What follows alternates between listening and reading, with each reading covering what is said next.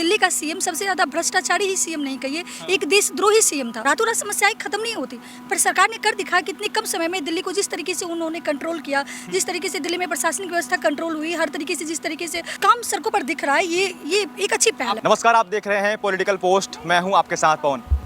दिल्ली में सरकार बने रेखा गुप्ता का 1.5 साल हो चुका है और इन 1.5 सालों में दिल्ली के मुख्यमंत्री ने आम जनता को वो जो उम्मीद थी जो पूरा कर पाई है, जब दिल्ली को एक बेहतर मुख्यमंत्री की तलाश थी वो पूरा हो पाई है।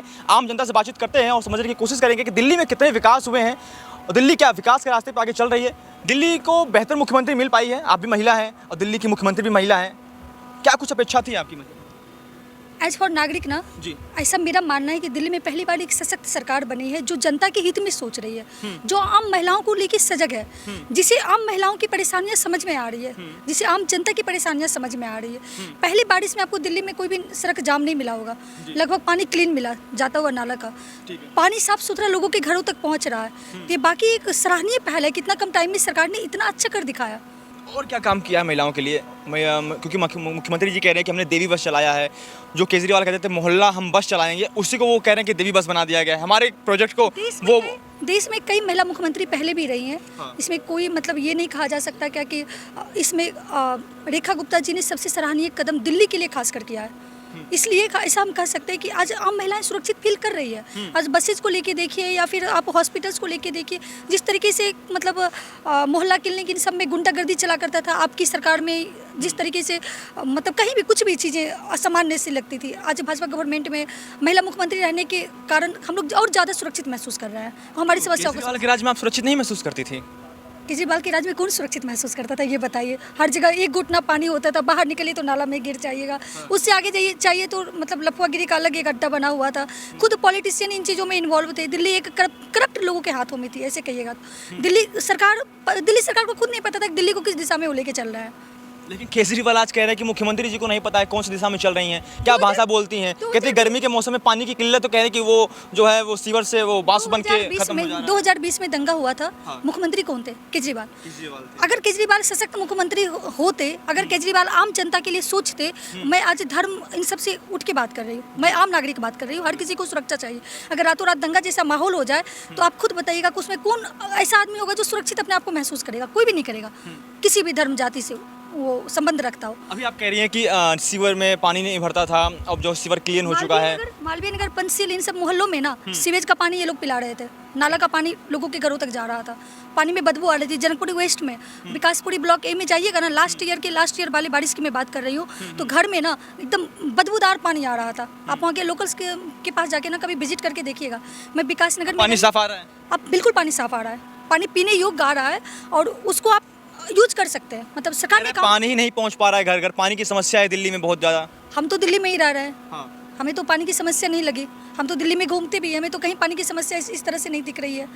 अब जो चीज़ें मतलब 90% जो प्रॉब्लम हो, अगर वो प्रॉब्लम 30% पे आ जाए तो उसको हम सुधार कहते हैं, उसको हम एक सराहनीय कदम कहते हैं, एक सराहनीय पहल कहते हैं। रातों रात समस्याएं खत्म नहीं होती, पर सरकार ने कर दिखाया कि इतने कम समय में दिल्ली को जिस तरीके से उन्होंने कंट्रोल किया, जिस तरीके से दिल्ली में प्रशासनिक व्यवस्था कंट्रोल हुई, हर तरीके से जिस तरीके से काम सड़कों पर दिख रहा है, ये एक अच्छी पहल है। कहने का मतलब है कि इन 1.5 सालों में मुख्यमंत्री जो है 1.5 सालों में वो लगातार एक्टिव रही हैं दिल्ली में। हर दिन वो सड़कों पर रही है, इसमें तो कोई दो राय नहीं है। रेखा गुप्ता जी हर दिन सड़कों पर दिखी है, काम करते हुए दिखी है।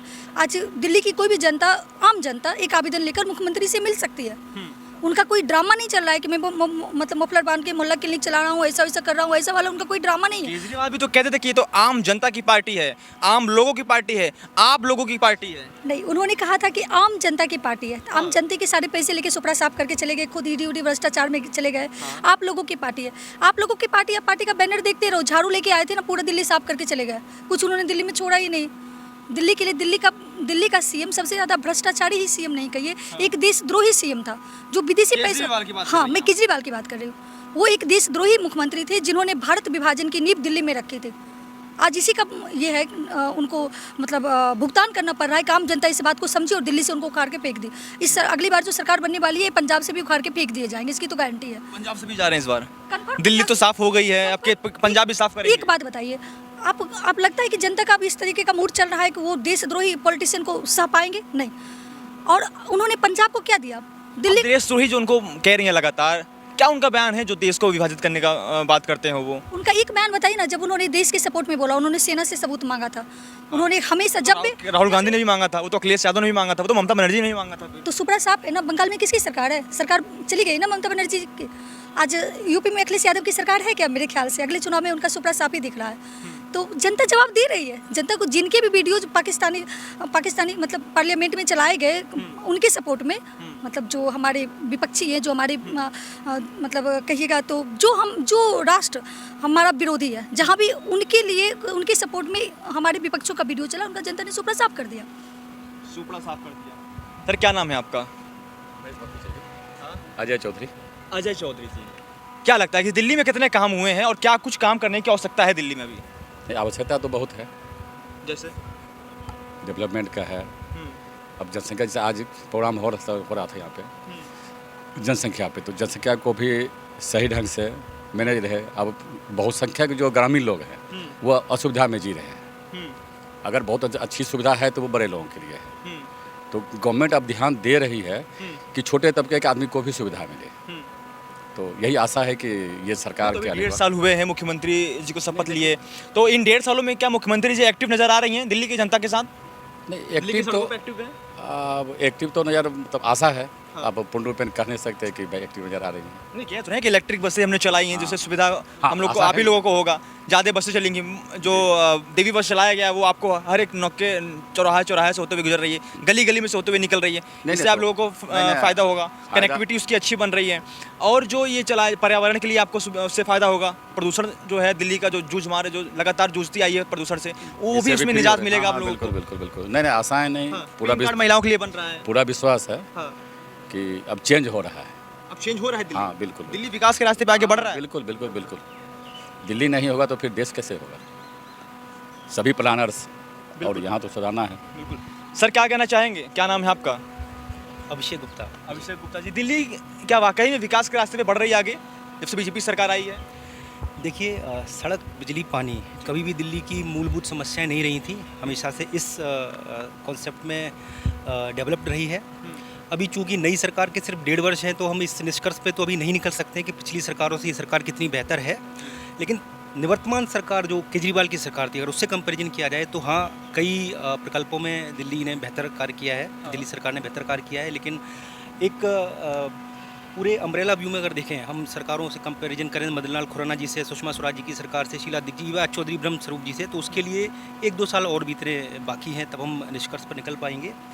अभी जो एक मूलभूत समस्या थी दिल्ली की जल भराव की, तो पिछले बारिश में हमने देखा कि जिस तरीके से जल भराव जगह जगह गलियों गलियों में हो जाता था, उसमें बहुत अनुपात में कम हुआ है। हालांकि तब सरकार के आए सिर्फ 6 महीने ही हुए थे। तो मुझे लगता है कि इस बारिश में परीक्षा है सरकार की कि कितना कार्य किया है। सबने देखा हुआ है, मैं तो वहाँ रिपोर्टिंग करने भी गया हूँ मिंटो ब्रिज पे। अगले साल एक बस डूब गई, उसमें लोग डूब के मर गए पिछले साल। लेकिन इस बार देखा गया कि पानी जो है जल भराव नहीं हो पाया वहाँ पर। ये कहीं ना कहीं सरकार की सफलता है। जी, बस यही तो मैंने इसीलिए इसी सफलता को सबसे पहले बताया, क्योंकि ये वाकई सबसे बड़ी सफलता है अब तक की। और हाँ, महिला सशक्तिकरण पर, महिला सुरक्षा पर भी बिल्कुल, चूँकि दिल्ली प्रदेश की चौथी महिला मुख्यमंत्री हैं रेखा गुप्ता जी, तो उस पर भी बहुत अच्छा कार्य हुआ है। और बसेस भी शुरू की हैं, जैसे pink buses Uttar Pradesh other state में की हैं। मुझे नाम पर्टिकुलर याद नहीं आ रहा है वो सेवा का क्या है। तो हाँ, पिछली केजरीवाल सरकार से कंपैरिजन करें तो इट इज़ देवी बस, तो it is far better than Kejriwal सरकार। बट ओवरऑल अभी 1-2 साल और बीतने देते हैं, तब हम शीला दीक्षित जी, सुषमा जी की सरकारों से भी कंपैरिजन करेंगे।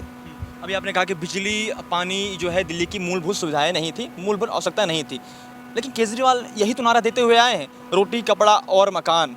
यही दिल्ली की जनता का मूलभूत आवश्यकता है। पानी, बिजली, स्वास्थ्य सेवा, शिक्षा, यही तो दिल्ली की मूलभूत सुविधा है। केजरीवाल की जो पार्टी थी वो आम आदमी का नारा देते हुए आए थे, लेकिन उनका फोकस कभी आम आदमी था ही नहीं। आप जो मुख्यमंत्री आवास देखें कि देश में किसी भी मुख्यमंत्री आवास में इतने महंगे कर्टेन, इतने महंगे फर्नीचर कभी उनका दिल्ली की जनता के लिए नहीं, उनका नारा था और दूसरे प्रदेशों में अपनी सरकार बनाना। शीश महल की चर्चाएं विदेशों में भी हैं। जी, तो केजरीवाल को केवल दिल्ली की जनताओं की मूलभूत समस्याएं केजरीवाल को कभी पता ही नहीं थी। कभी उसके लिए उनको सिर्फ अपनी सरकार, अपनी सत्ता चलानी थी। अन्ना हजारे के आंदोलन से निकले थे, तब कह रहे थे कि हमको सरकार में नहीं आना है, और सरकार में आते ही जितना सरकारी शोषण, जितना सरकारी उपयोगिताओं का शोषण केजरीवाल ने किया, मुझे नहीं लगता किसी और मुख्यमंत्री इस देश में किया होगा। कितना रेटिंग देना चाहेंगे मुख्यमंत्री जी को दिल्ली में भी 1.5 सालों में जो काम हुए हैं? जैसा कि मैंने सबसे पहले बोला, मात्र 1.5 वर्ष में हम इस निष्कर्ष पर, रेटिंग के निष्कर्ष पर तो नहीं निकल सकते हैं। अनुपात लगाएं, कंपैरिजन करें तो it is far better than the last government, but we can not say overall. Sir, जो आज प्रोग्राम हुआ है, इस प्रोग्राम के बारे में क्या कुछ कहना चाहेंगे और दिल्ली को क्या संदेश देना चाहेंगे? देखिए, पिछले 12 सालों में बहुत सारे प्रयास हुआ है जो शहरों का विकास के लिए हुआ है। स्मार्ट सिटी कॉन्सेप्ट को ला के पूरे भारत भर में अलग अलग शहरों को कैसे बेहतर से बेहतर किया जाए, इसके लिए भारत सरकार बहुत काम कर रहे थे। इस दिशा पे बहुत सारे ऐसे सिटीज़ हैं जिन्होंने बहुत आगे का जो है एक डेवलपमेंट का मॉडल एस्टेब्लिश किया है, चाहे वो इंदौर हो, भोपाल हो या बहुत सारे और भी होंगे। लेकिन उस मामले में अगर हम कंपेयर करें दिल्ली को, दिल्ली बहुत ज़्यादा आगे नहीं बढ़ा है। यहाँ पिछले 12 साल में प्रॉब्लम्स कम होने के जगह पे प्रॉब्लम्स बढ़ा है। लेकिन ये पिछले जो सरकार आई है, ये डबल इंजन सरकार के बारे में जो लोग बोलते हैं, उससे कुछ सुधार। ट्रिपल इंजन की सरकार होगी। हाँ, तो ट्रिपल इंजन की बिल्कुल सही है। दिल्ली के बारे में तो ट्रिपल इंजन ही बोलेंगे।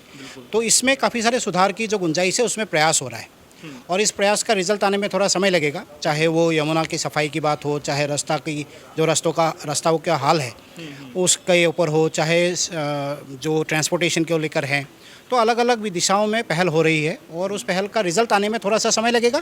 लेकिन सभी लोग पॉजिटिव है कि सभी लोग जब एक साथ मिल के काम करने की कोशिश कर रहे हैं तो उसका रिजल्ट अच्छा आएगा। जनता को जागरूक कैसे करेंगे आप?